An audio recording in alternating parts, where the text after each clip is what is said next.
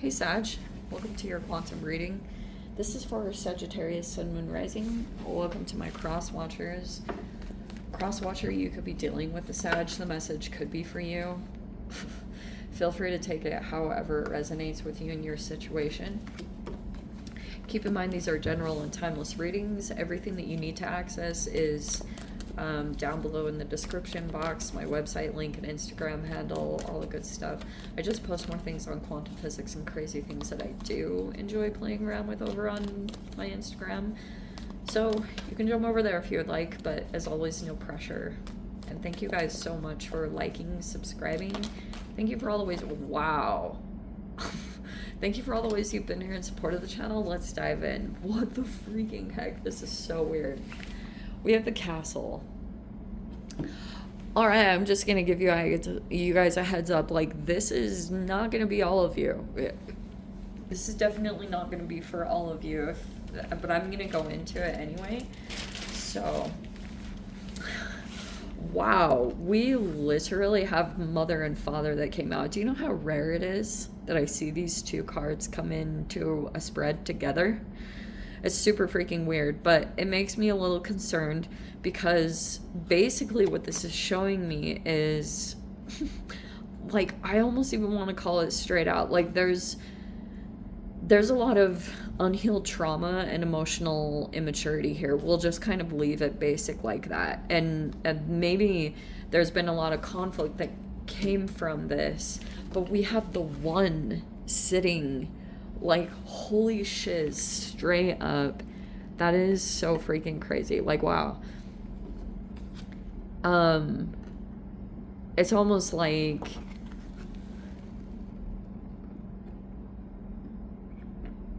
this could be a couple. So I'm gonna try to describe the basics of this. This can be a couple. They have a lot of money, but they are upside down. Like, weird. And I'm almost getting with this, it's like a dynamic, whether it's male or female. Like, don't get caught up. You couldn't even have a female that's like, they're very, very alpha, and then you can have like the mother energy could actually be the male, but they're more passive, and they're still like halfway toxic. You know what I mean? Like, you could gravitate a little bit more to one particular person, but then there's one that you really don't want to be around this person or this energy because maybe you feel like it affects you. But there's a person here that could be thinking, the one is here.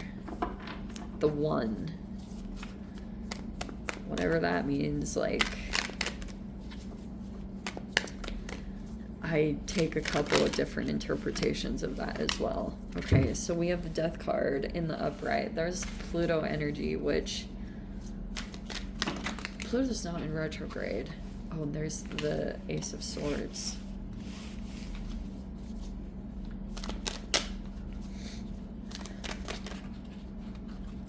Oh, they're gonna break through or announce something. There's yeah, I wanted to say that, like, these people live in maybe a nice house. If this is a couple, they have a lot of money. Like, they have access to whatever they need. They seriously might be really well off. That's how you would know if this is your reading or not. We have the Four of Pentacles in the reverse. There's this truth that's coming out. Okay, I think I'm starting to get this. Queen of Swords reverse. There's the Lovers. I'm not sure, Sag, if you feel like,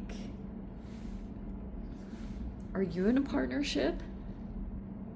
You might be aligned with someone right now, and I don't know if you guys have a Scorpio cusp or you're aligned with some kind of Scorpio in your environment and you're like really with this energy. And there's this Queen of Swords in the reverse, which is super weird. There's the Six of Swords in the upright.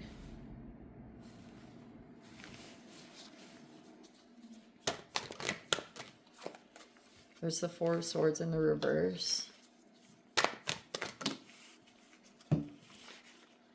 The Strength is in the reverse.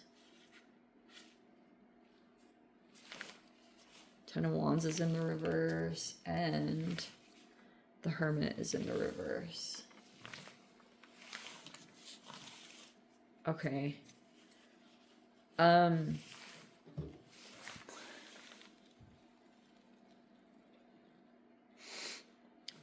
So there could be a person who doesn't have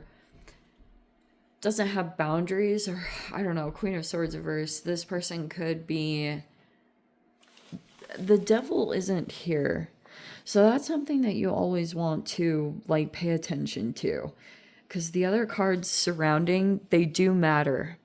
And so if the Queen of Swords was reverse, yeah, I think most people that would interpret that card would say, like, that might be someone who's in a negative, maybe a pessimistic point of view or bitter. But I don't think it's necessarily about that. It can be a person here that, like, they're neurodivergent. So they can be a little bit hard to interpret correctly or accurately. That's why I would almost say that. If this would be associated with the Devil anywhere in here, I'd be like, yeah, this might be a really toxic person. Like, they couldn't cut you with their words.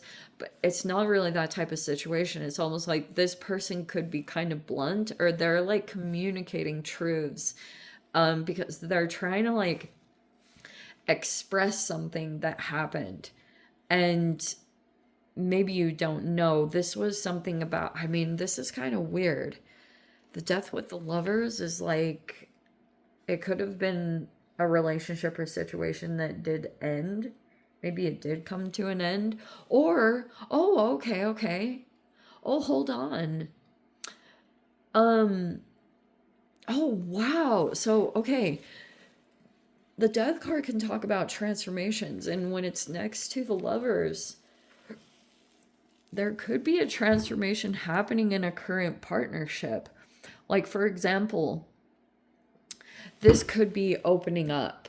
You know, this could be communications are opening up, and maybe it's getting to know a deeper level of a person.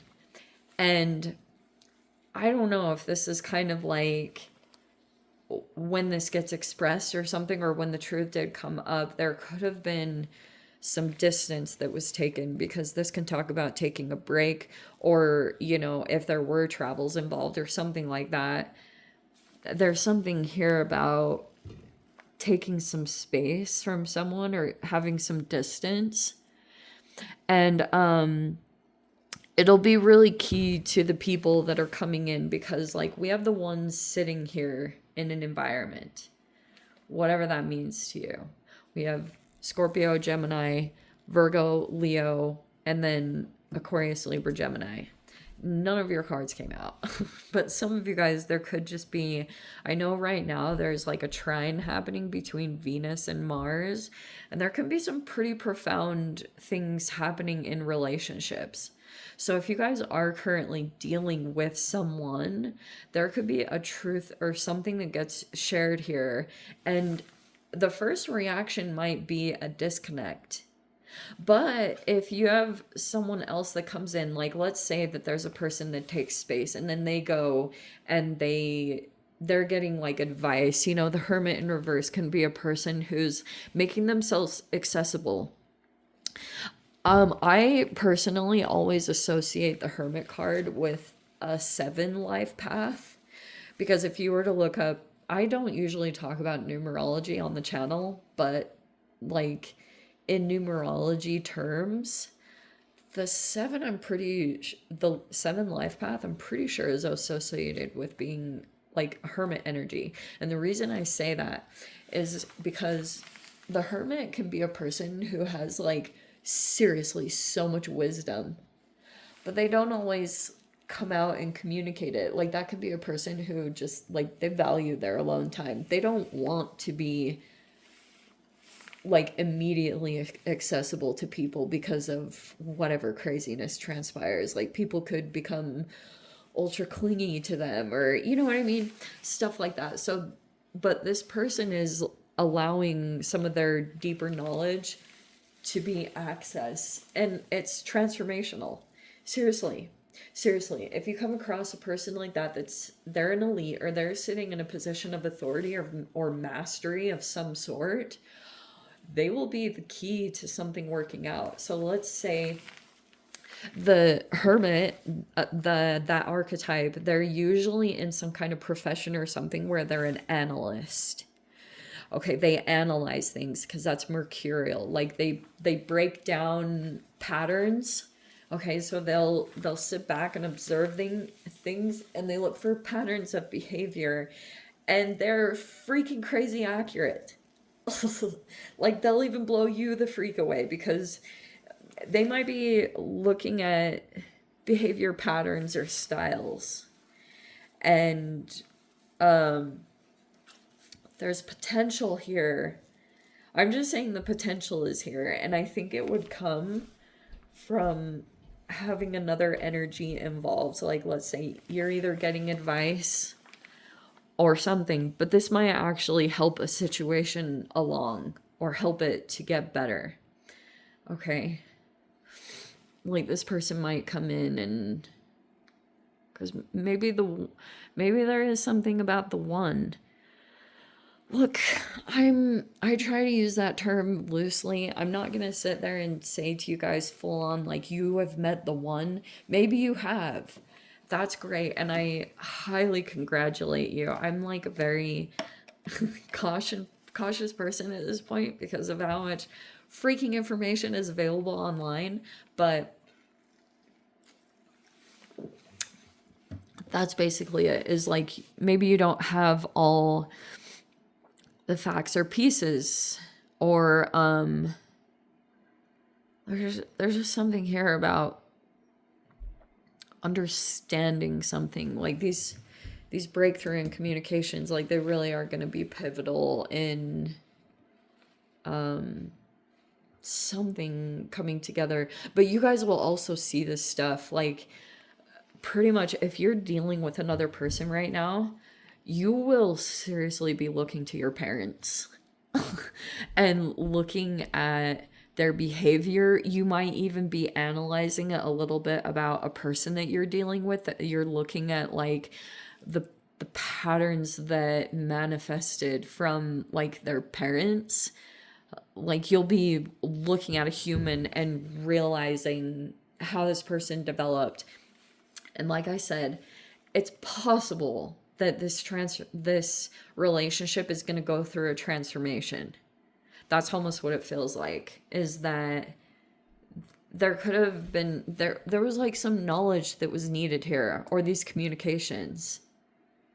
They're really important to however the situation transforms and unfolds, because it can be that you're going in with a very level head, or you're detached, and maybe also having to be okay with not feeling completely understood in your communications, or something's weird there. Maybe there's even certain things where you're still developing a certain part of yourself when it comes to communications that hasn't been, maybe you've never like done this before, because it feels almost like an experience, but I do like it.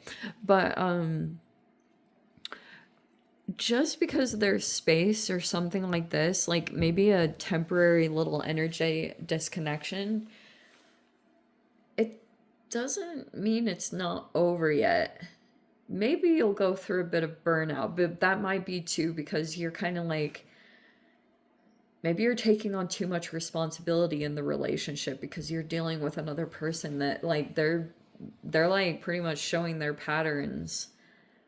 And that's why I was saying the parents are so freaking important, because it's like that's what it's possible you could navigate this if you would like but it will just require probably some patience, or having to be able to move. Someone could have, like, this Leo energy, especially what's been playing out, it did transition. So for a while, Mars was retrograde in Leo, and it was like super freaking fiery and intense.